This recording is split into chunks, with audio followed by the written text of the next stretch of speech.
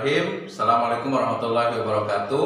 Alhamdulillah, wassalatu wassalamu ala rasulillah wa ala alihi wa ashabihi wa man tabi'ahum bi ihsanin ila yaumiddin wa ba'd.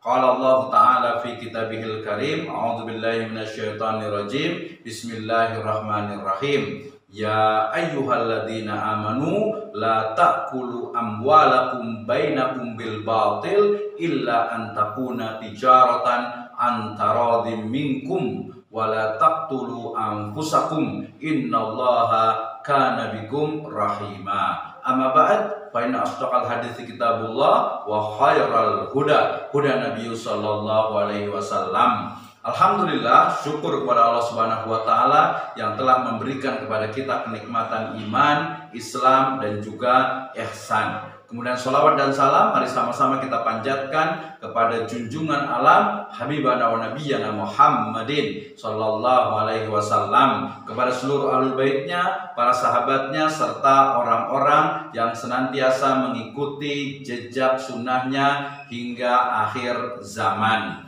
Alhamdulillah, kita sebagai seorang muslim tentu saja memiliki kewajiban, yaitu taat kepada Allah Subhanahu wa taala dan juga taat kepada Rasulnya. Ketaatan ini bersifat menyeluruh atau kafah, sehingga seluruh aktivitas kita, aktivitas dalam kehidupan, seluruh sendi kehidupan kita harus selaras dengan nilai-nilai syariah. Nah, demikian juga dalam aktivitas ekonomi dan bisnis, di mana setiap dalam aktivitas memproduksi, dalam aktivitas distribusi, dalam aktivitas juga konsumsi, itu harus diselaraskan dengan nilai-nilai syariah. Salah satu ayat yang menjadi dasar bagi kita sebagai seorang muslim untuk melaksanakan syariat Allah Subhanahu wa taala dalam bidang ekonomi, bisnis dan keuangan adalah dalam surat An-Nisa ayat ke-29.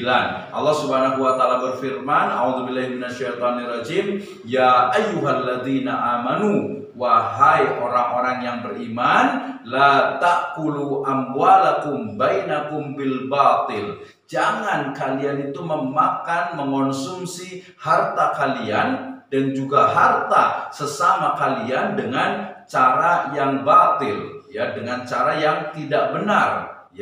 Illa antakuna tijaratan antaradhim minkum, kecuali dengan jalan perniagaan yang berlaku saling ridho di antara kalian. Wala taqtulu anfusakum, janganlah kalian membunuh diri-diri kalian. Nah, ayat ini menjadi satu pedoman bagi kita sebagai seorang muslim, tidak boleh untuk menggunakan, memakan, mengonsumsi harta kita sendiri dengan cara yang batil, apalagi harta orang lain. Al-batil fi hadhil ayah bimakna as-sariqah, bahwasanya makna batil dalam ayat ini maknanya adalah bisa pencurian, bisa menggunakan tanpa izin atau ghosab, bisa juga dia itu merampok dan hal-hal yang diharamkan di dalam Islam. Sehingga kemudian sebagai seorang muslim kita harus apa? Melaksanakan seluruh aktivitas dari sendi kehidupan kita, termasuk dalam ekonomi dan bisnis ini harus sesuai dengan syariah. Misalnya dalam surat Al-Baqarah ayat 75 kita dilarang untuk mengonsumsi riba. Dikatakan a'udzubillahi minasyaitonirrajim, alladzina ya'kuluna riba la yaqumuna illa kama yaqumul ladzi yatakhabbathu asyaitanu minal mas, dzalika bi annahum qalu innamal bai'u mislur riba wa halallahu al-bai' wa harrama riba. Ayat ini menunjukkan bahwasanya Allah Subhanahu wa taala itu sudah menghalalkan, membolehkan untuk aktivitas jual beli, haramkan riba. Riba itu adalah az-ziyadah, tambahan pada akad dain dan juga akad jual beli barang-barang ribawiyah. Maka hadirin berbahagia, pemirsa sekalian, kalau kita masih mengaku diri sebagai seorang muslim, maka hendaklah seluruh aktivitas ekonomi, bisnis, keuangan, usaha kita itu harus sesuai dengan syariat Islam. Jangan sampai ya bisnis kita, ekonomi kita, usaha kita itu masih mengandung unsur-unsur yang haram. Kita diingatkan dengan sabda dari Nabi SAW bahwasanya innan nabata au innal lahma tumbitu minal harami wan naru aula biha. Ya, darah atau daging, darah, tulang, sumsum yang itu tumbuh dari harta yang haram, maka neraka lebih berhak, ya, neraka yang lebih berhak untuk membakarnya. Na'udzubillahi min dzalik. Sehingga pemirsa sekalian, mari kita lihat bagaimana aktivitas ekonomi, bisnis, keuangan dan usaha kita, niaga kita, apakah sudah sesuai dengan syariat Islam atau belum.